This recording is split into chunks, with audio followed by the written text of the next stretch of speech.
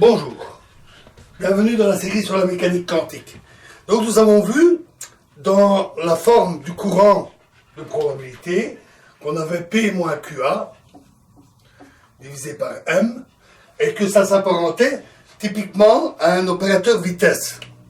Mais en fait c'est un peu troublant parce que on sait que l'impulsion c'est P et donc on s'apparenterait pour l'opérateur vitesse plutôt à quelque chose comme P sur M.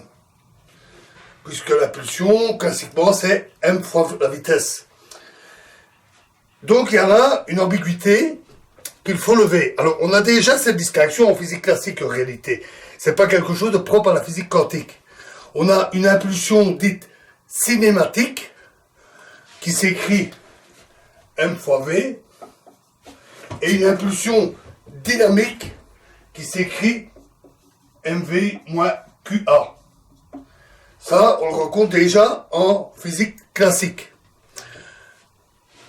Ainsi, si on a un changement brutal de potentiel, du potentiel vecteur A, l'équation de Schrödinger nous dit alors que psi n'est pas, la fonction d'onde n'est pas immédiatement affectée, ce qui est affecté, c'est sa variation au cours du temps, puisque l'équation de Schrödinger dit que la variation de psi est donnée par une fonction qui comprend notamment le potentiel vecteur. Donc, voyons un peu l'expérience suivante. On a un solénoïde dans lequel passe un courant avec un champ magnétique. Et autour,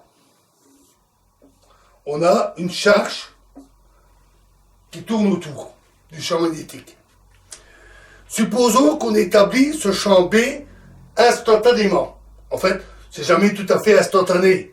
Et même comme on a une certaine inductance, et la loi de Lenz qui fait que la variation s'oppose à sa cause, il faut un courant extrêmement intense pour établir un potentiel, une tension extrêmement intense, pour avoir un courant qui s'établit très rapidement et avoir une montée très rapide du champ magnétique. Donc on peut avoir un champ magnétique qui s'établit, on va dire, extrêmement vite, presque instantanément, mais c'est jamais tout à fait instantané. On a alors, pour ce champ magnétique, un potentiel vecteur circulaire qui se forme autour et qui lui aussi apparaît brutalement. On vient donc de dire que la fonction d'onde de la charge ne change pas instantanément. Et donc son gradient dans l'espace ne change pas non plus instantanément. Donc l'impulsion ne varie pas sur le coup. Mais, du fait que le potentiel varie brutalement, on a un champ électrique qui est donné par moins la variation au cours du temps de A. Champ électrique circulaire. Toute variation d'un champ magnétique implique un champ électrique. Et comme la variation de A est extrêmement brutale, ce champ électrique est extrêmement intense.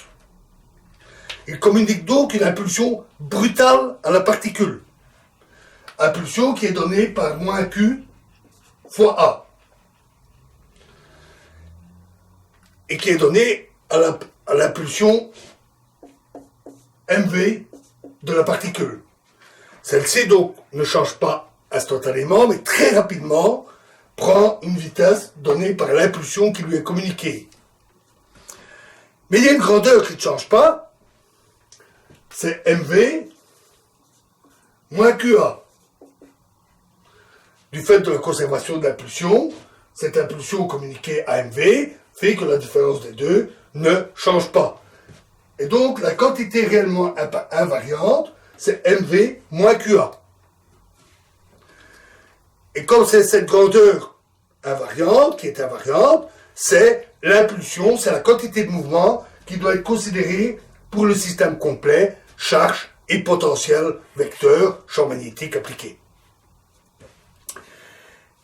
Et donc, en particulier, c'est à cette grandeur qu'on associe l'opérateur Achouri gradient. Et donc, c'est cette impulsion qui donne la variation de psi. Et on le voit d'ailleurs clairement dans l'équation de Schrödinger. Avec le changement que nous avions fait dans l'impulsion, dans l'hamiltonien, et donc dans l'équation de Schrödinger, on voit clairement que c'est cette impulsion qui en fait donne la variation de la fonction d'onde. Et donc, c'est bien cette relation qui donne là le changement donc, de la fonction d'onde, donc le flux, et donc la vitesse, l'opérateur vitesse de la particule.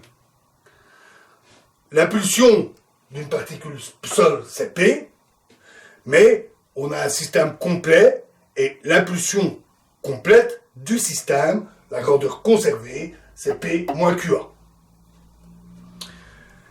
Voilà.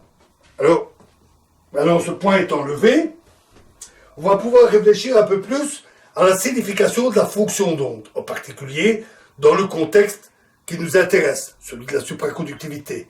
Donc ça, c'est ce que nous verrons dans la prochaine vidéo. Je vous remercie.